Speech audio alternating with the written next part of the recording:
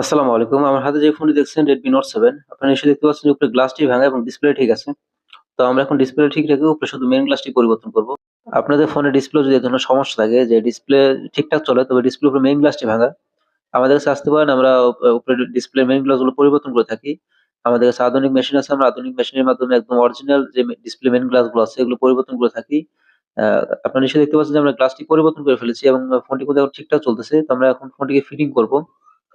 আসলে যদি display main glass ভাঙা অবস্থায় আপনার ফোনগুলো ইউজ করেন, তো দেখা যাবে কয়েকদিনের মধ্যে ডিসপ্লে নষ্ট হয়ে যাবে এবং ডিসপ্লে নষ্ট হয়ে গেলে আপনার মার্কেট থেকে যদি ডিসপ্লে গুলো লাগান আসলে ওরকমভাবে পারফরম্যান্স পাওয়া যায় না।